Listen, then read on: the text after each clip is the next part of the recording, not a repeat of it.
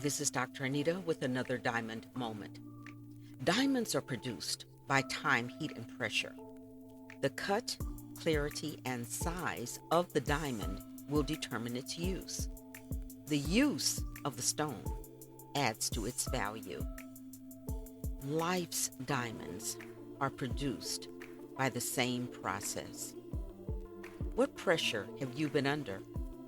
What is the cut of your personality? Do you have a clear perspective of who you are? And does that perspective line up with where you want to go? If you're a diamond, it's time to redefine the previous steps of your process, because how you use your gift determines its worth. We've been talking about generational curses, the things that we had no say-so over, but just entered our lives. It may have been ideas from your family of origin that may not fit at all with who you are. We've talked about limiting ideas that can be passed down to us that limit anything that we want to do in our lives. I talked to you about some of the cases and the people that I had the opportunity of speaking with on our crisis line. And I want to continue in that vein of looking at generational curses. Generational curses can be related to finances, or maybe you just believe that it's your lot in life to just have a harder time. Maybe you believe that all of your family members have died at a specific age, and you feel as though you're doomed to that same fate. And I want to tell you that that's not the case. You have been given an individual life. Your life is not to be as anyone else's has been. Your life is designed to be as you were created to be. I want to talk about today assigned roles and entitlement. They're on the same coin, assigned roles and entitlement. I wanted us to examine how accepting your assigned role and accepting the entitlement role you've been given will stop your ability to accomplish your goals and to live the life that you were created to live. As we think about entitlement, we look at people who have decided and they feel an entitlement to the fact that it's someone else's role to carry their life. They have all the hard decisions. You have what's easy. The other person has to do all the thinking, and you ride on their backs. You're entitled to place the complete weight of your life on their back and won't even lift your feet doing movement, but let them drag to make everything that much harder.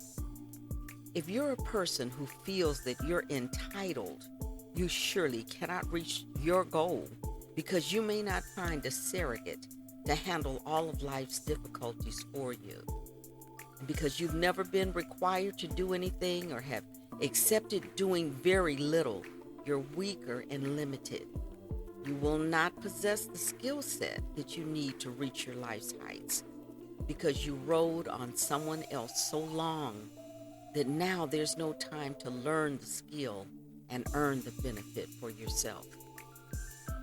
Success, as we've said before, is where preparation and opportunity meet. And if you've not prepared yourself, you'll not be ready for the opportunity. When we are looking at assigned roles, sometimes we see that as maybe an older sibling to younger siblings. And it's difficult to break out of those roles. And now that your siblings are adults, you still feel that it's your responsibility to carry them.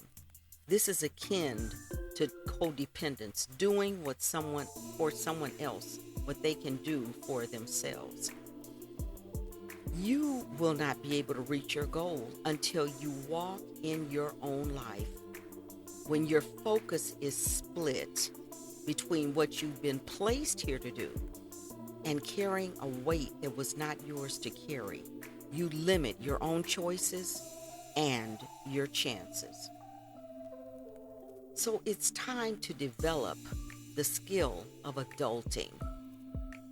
Adulting, learning to be an adult. You have to learn. If you have been assigned a role, you have to learn to stand on your own feet. And if you were given the responsibility role, it's time to let others walk for themselves. Now, for some people, adulting is a paradigm shift. Self-esteem and self-respect comes when we're able to stand and walk on our own feet. Self-esteem also comes when we stand up for ourselves and demand the respect of being allowed to live our own lives without the weight of carrying someone else. We have to learn to invest in ourselves and do what we know to do, but it's difficult sometimes when we're developing the skill of adulting. It feels wrong. If you're the person who is used to carrying all the responsibility, you may feel selfish. You may feel as though you're letting others down. You may feel as though you made a promise and the person that you made that promise to maybe is no longer living. And so to not live up to that promise, you have let them down. But I want you to consider the fact that that is not the case. You have the ability to make your own choices. And until you stand and develop the skill of allowing others to do for themselves, you will not be able to reach your full potential. So I hear you say, well, Dr. Anita, how do I do that? How do I begin to just, let go of things? I've been in charge for so long. And it's a very simple answer, but it feels very hard. And that is to just stop. The reason that others continue to load their life on your shoulders is because there is a payoff. If you're made to feel guilty, they don't have to do anything. But there does come a time when you have to let it go. Their lives will not shatter. They will be just fine, and they'll have the opportunity to learn to care for themselves. They'll have the opportunity to build the skill set that they're going to need to carry them through the rest of their lives. They will learn to depend on themselves. If you have been the person who has been accustomed to allocating your responsibility to someone else, it's time for you to learn the role of adulting as well. When you begin to make your own decisions, when you begin to move forward in your own life, you will gain the self-esteem that you watched the other person have, that maybe you were jealous of, but you will have the opportunity to learn these things for yourself. So as we continue moving forward and looking at the roles that we play, not only in the lives of others, but also in our own lives, what have we been shielded from? What was it that someone felt that you were not able to do and someone else should do? What is it that someone decided you should do for someone else when they can do it for themselves? Sometimes these type decisions have been made generations before you were ever born. Maybe your mother saw her mother, who saw her mother do something, and now you're expected to do it as well. We see this culturally many, many times when a particular occupation has been given that this child should do this, and maybe its sibling should do this, and this other child will be responsible for making sure that those things happen. While you are busy ensuring that something happens for someone else, who is ensuring that it happens for you? Remember, we said there's some things that only you can do for yourself. Adulting is one of them. You must determine that it's time for me to live the life that God has given me, that the Creator, that the universe has destined me to live. And it may not look like what anyone else's life looks like, but it's the one that I am supposed to have. I would challenge you, once again, to examining all of the limiting behaviors that may have held you back, whether you weren't given the opportunity to show what you could do, or whether you were the one who was always responsible for others. Develop the skill of adulting and see how your life changes. Begin to allow others to do for themselves.